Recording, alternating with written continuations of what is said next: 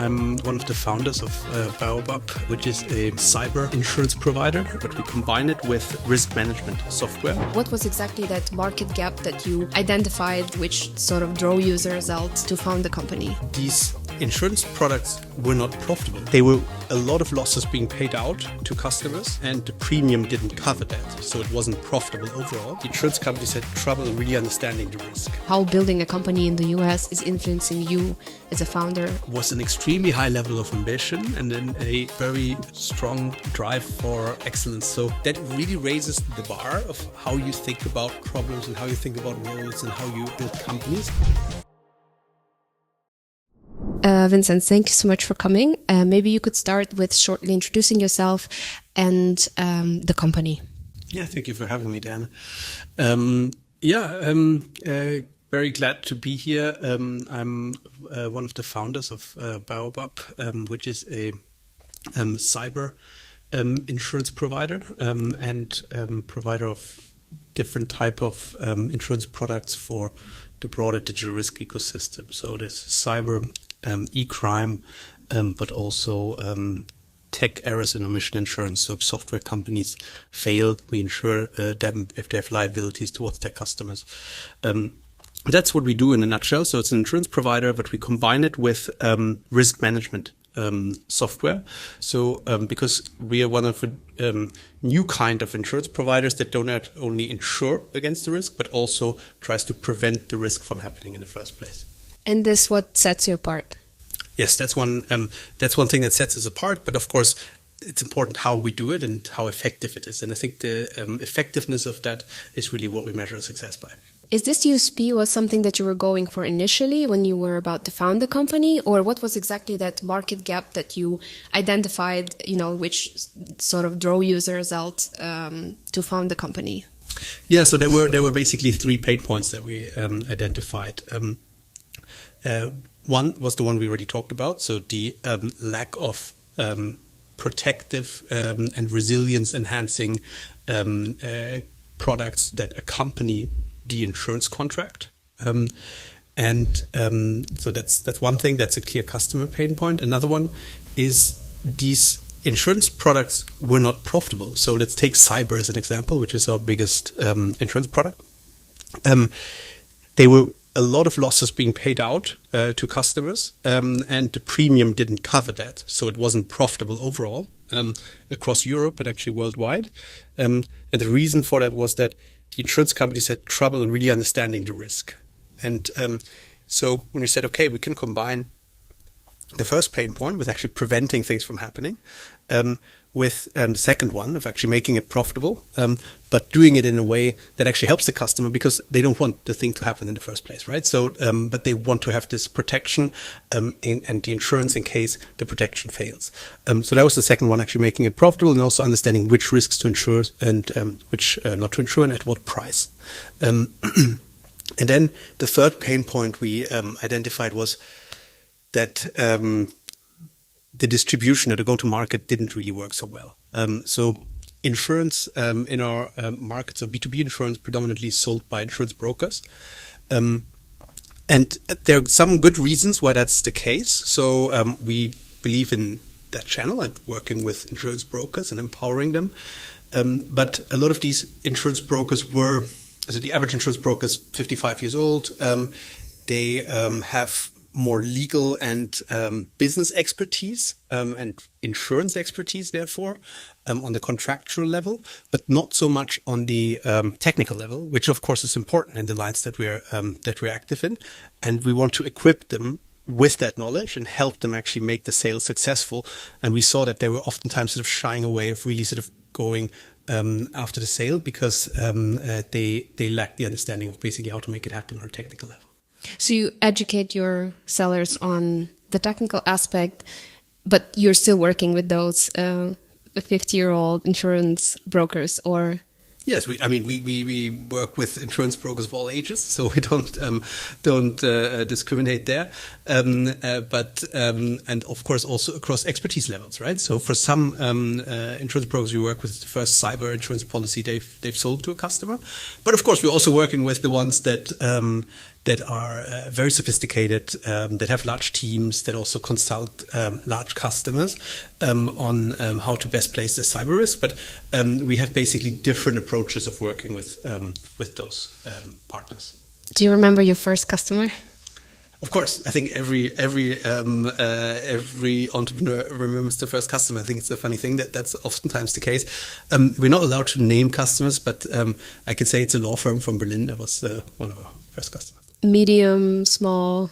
Smaller, like a smaller partnership, yeah. Mm-hmm. And speaking of partners and customers, you're currently moving towards bigger partners. How does that? What does it change for you internally at Baobab? Like, what did you have to adjust or change in order, to go in that direction? And also, how do you win their trust? It's interesting that you mentioned that. So first of all, of course, we are moving up market, of course. So we started insuring companies from zero revenue, so really starting at zero, up to 100 million in revenue. So already a large company, right? 100 million revenue. But we then said, of course, let's maybe push the boundary and push the ceiling up a bit more. And then we first moved this is for cyber, now moved it to 500 million in revenue, and now to 1 billion. And of course, the customers are different, and also the distribution approach varies a bit. Not so fundamentally, there's always a broker in the middle, and the broker really has the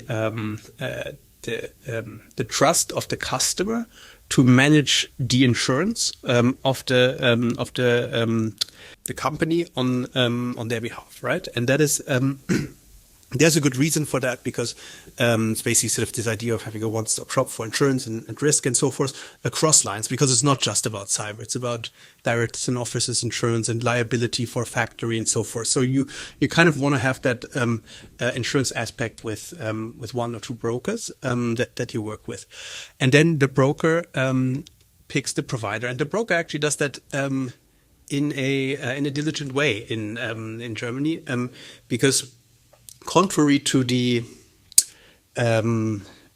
image that brokers sometimes have, or that insurance salespeople sometimes have, this is a different type of broker, because it's not the type of broker that sort of knocks on your door and tries to sell you life insurance, but it's really an expert in risk management for complex commercial risks. So those are people who understand what are the risks in a factory with fire, but also when it comes to the liability of the management board and so on, right? And they have built up this expertise over decades, and now basically there's this new area, still new to some extent, of course, which is cyber, that comes to that, right?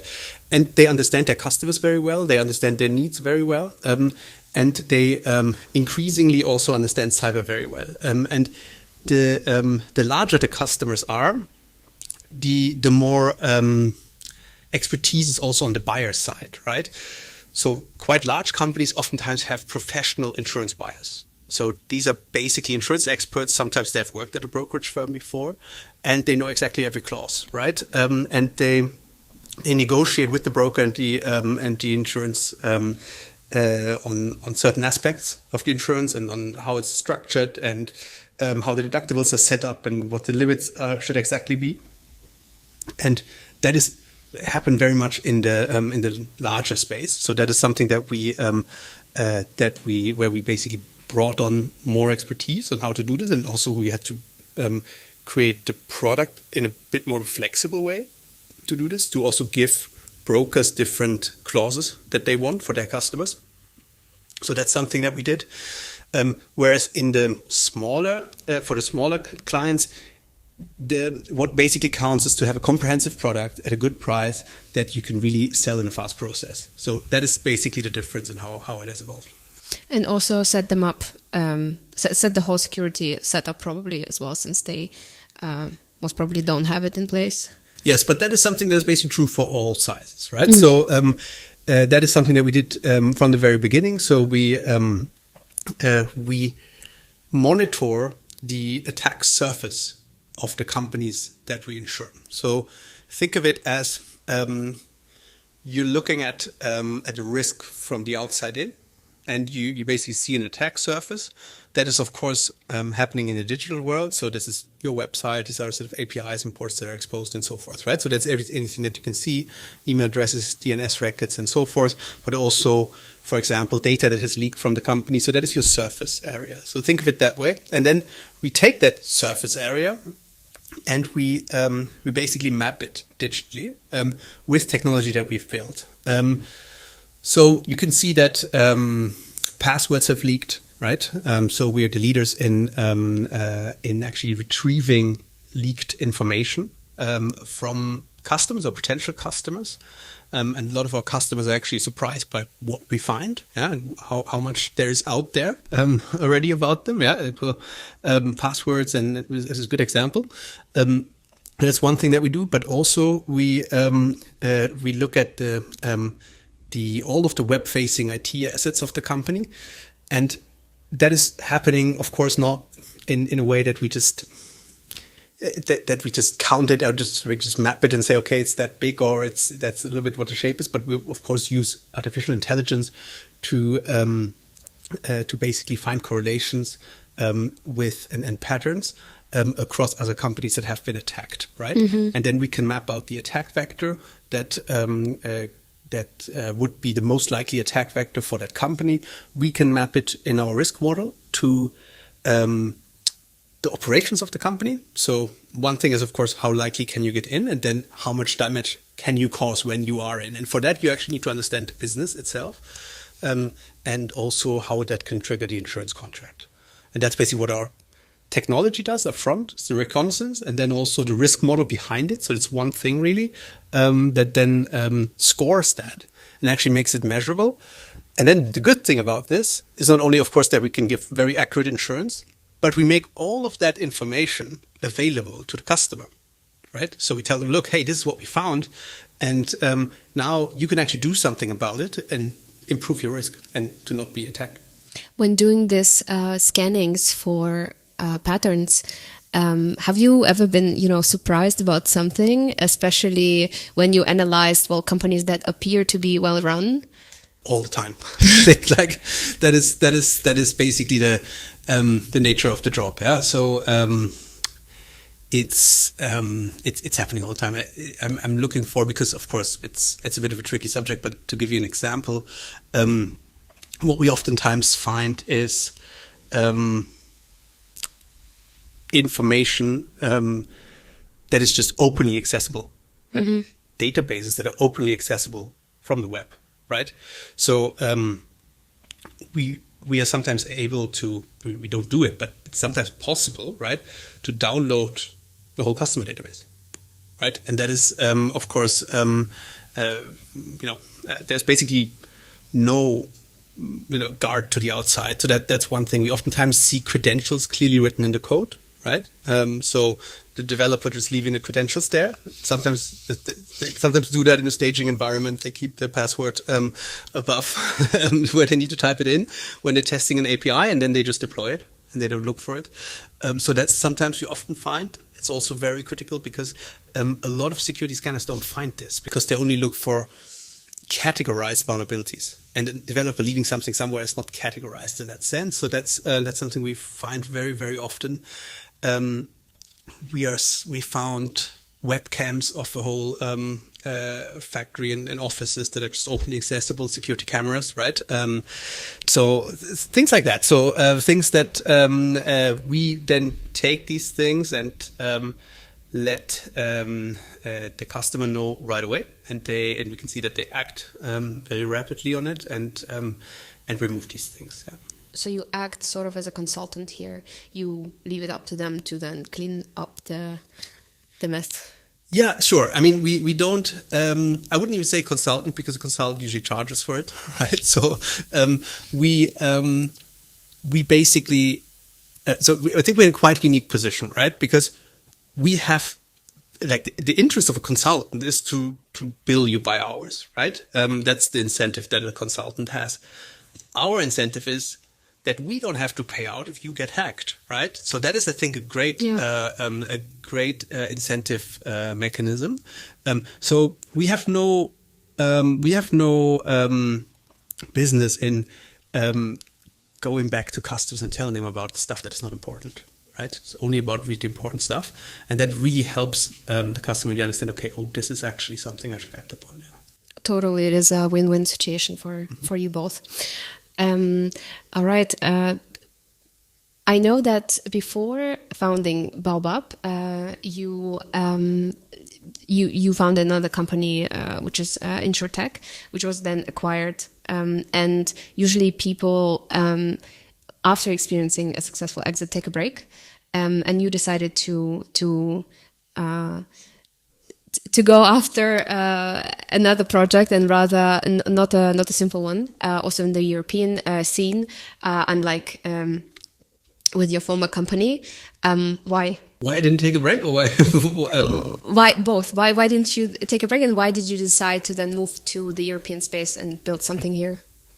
Yeah, so the decision to move to Europe was basically a sort of personal decision, right? So I was in a stage of my life where I thought, okay, I had lived in San Francisco, in the Bay Area, then for 5 to 6 years, and you get to a point then where we think, hey, do you actually want to now become an American and have to sort of go all in, sort of take the path to citizenship and marry, have children there, and then also have your grandchildren and all that. And I just didn't see myself, with 60 in sort of the suburbs watching the Super Bowl. I just didn't occur to me that was my path. But I loved the US, so of course I spent a lot of time there, right? So it's not something that where I said, okay, it was a great time, but it's okay, it was for a specific time in my life. And then, of course, I had founded the company, right? So that doesn't make it so trivial about how to make this decision, but. I thought, okay, there's never a good time to leave something behind, but I did it at a time where, and this was important to me, where I thought that everything's in a good shape. Yeah. So I've of course had we were 4 co-founders, so there were folks that were running the ship at the time. And doing it very well, and the company was doing phenomenal at the time, right? So it was like 1 year or so after COVID started. So at the beginning it was like, oh my God, what's happening? You remember that time? Then we've gotten through that sort of the operating mode within COVID, and said, okay, and when that was working and the numbers were good, and said, okay, maybe this is a good time. Yeah? So and then I decided to come back, and then the reason why I didn't take a break is a bit more trivial. There wasn't really anything to do, right? Because it was COVID, remember? Like you cannot travel, you cannot do anything. So I did take a bit of a break. It's not if I started right away doing something again, but I was getting a bit bored, so I had to find something again. I see. What are the learnings that that are shaping the way you are today from that experience in the US? Like how building a company in the US is influencing you as a founder now? It's hard for me to say in a sense, because it was the first time I had founded a company, and it happened to be in the US, right? How did that happen, actually? It happened because my co-founders and I we saw a gap in the market. You probably know all these insurance comparison platforms, like you have in Germany you have Check24, and then you have Compare the Market in the UK and so forth. The US didn't have that, right? So we thought, okay, maybe we do it the other way around, if we bring actually some innovation from Europe to the US, and that worked out well. What I think was US, or maybe even Silicon Valley specific, was an extremely high level of ambition, and then a very strong drive for excellence. So what that means practically is if you're operating in a place with such a high talent density, like in San Francisco or the Bay Area, you meet like every day you meet people who are so amazing at something and really belong to the best in the world. May it be artificial intelligence, online marketing, whatever, right? So, and that really raises the bar of how you think about problems and how you think about roles and how you build companies, because these people are very good at challenging the status quo all the time, and are always sort of setting up a high bar. But it also keeps you humble, right? As a founder, you say, okay, and it really felt a little bit like. I didn't have a lot of experience. I hadn't worked for 20 years at Google and was a VP or something like that. So you really have the feeling that you are applying to the employees to please work for you, right? Because they have all the choice. Yeah. So there's really sort of this you could call it war, but whatever, this competition for talent is something that was very apparent, and I think also made the company much better. And this is also something where I think today we're also looking to bring the best talent to what we do, and I think it's a unique thing in our current company at Baobab, because the talent pools that we have to draw from are basically the opposite ends of sort of culturally, in a sense, right? Of people, right? So you have the cybersecurity world, which is, fast moving, very technical, and you have the insurance world, which is conservative in the best sense almost, right? So in the sense of sort of maybe sustainable, also, but also more sort of legal backgrounds, local or national, of course, as legal topics are, right? Where you have relations with customers for a couple of decades, and then you have the cybersecurity world where like nothing, like the world looks completely different compared to 3 years ago, right?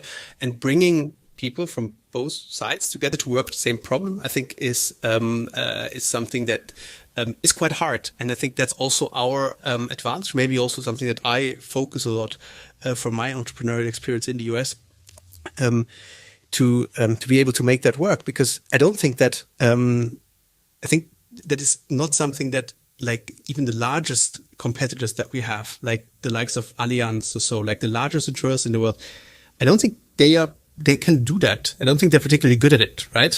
To attract people from these different angles. They can attract people in their backyard, insurance, right?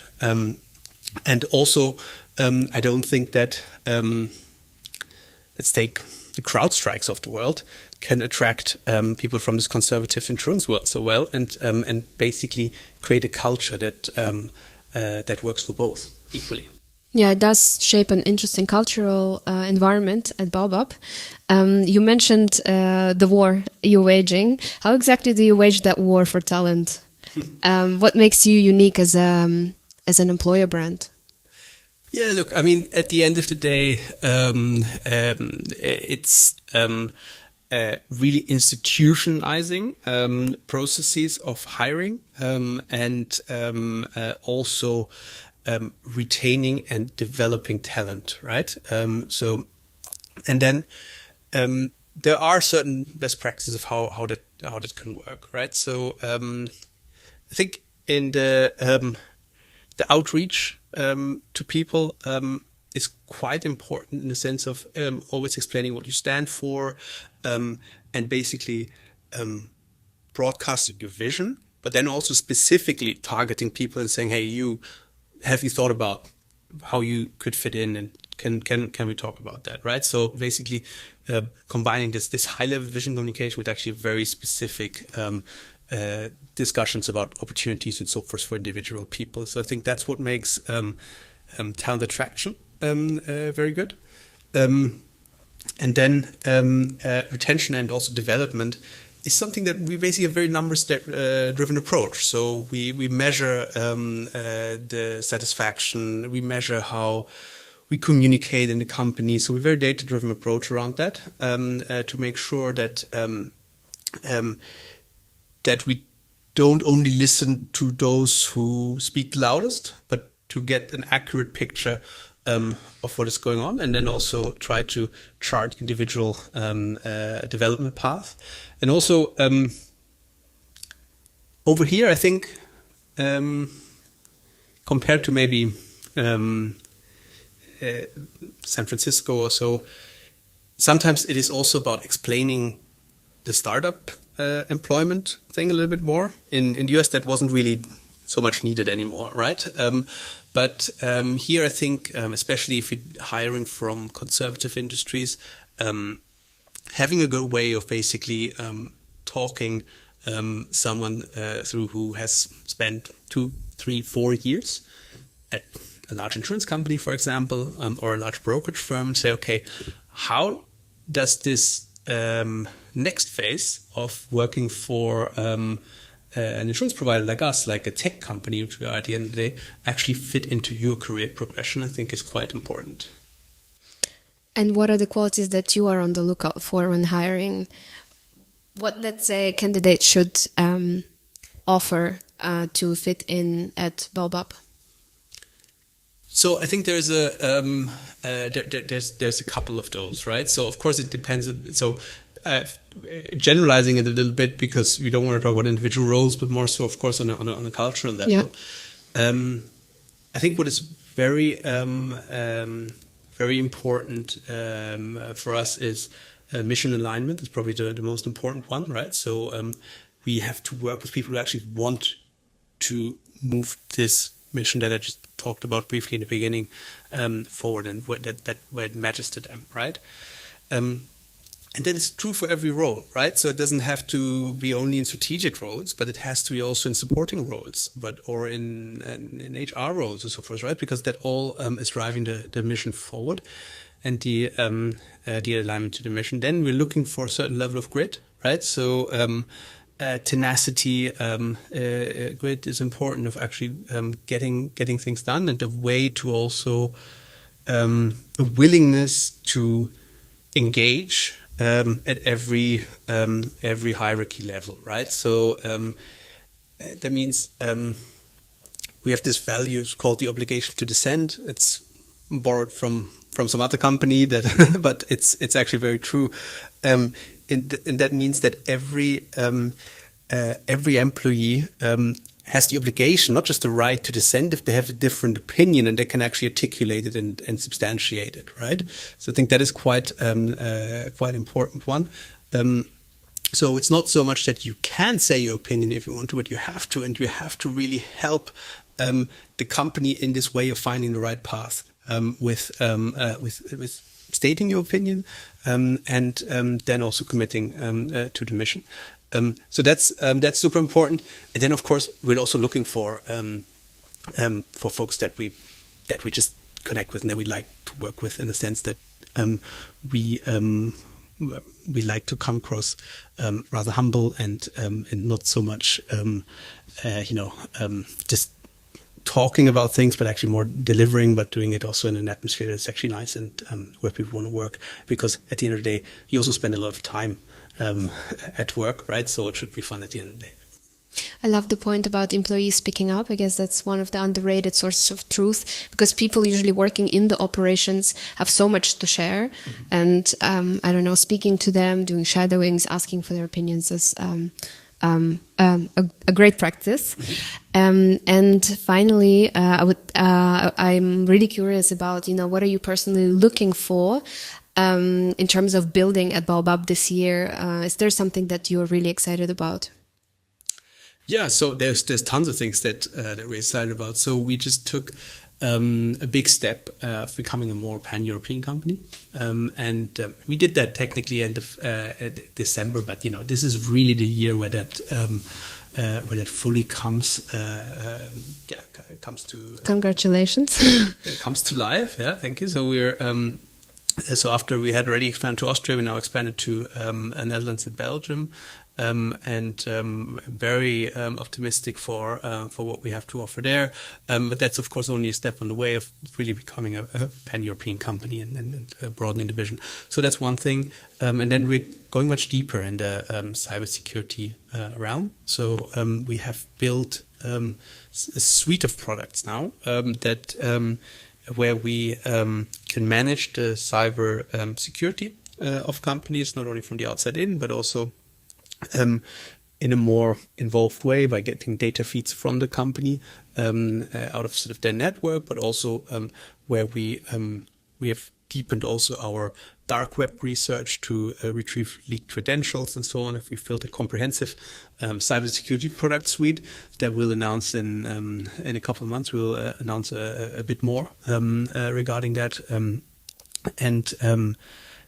That is basically what I'm most excited about this year. All right, then we're staying tuned for the new product and announcements from Baobab. Vincenz, thank you so much. It was a blast. Thank you for having me, Dan.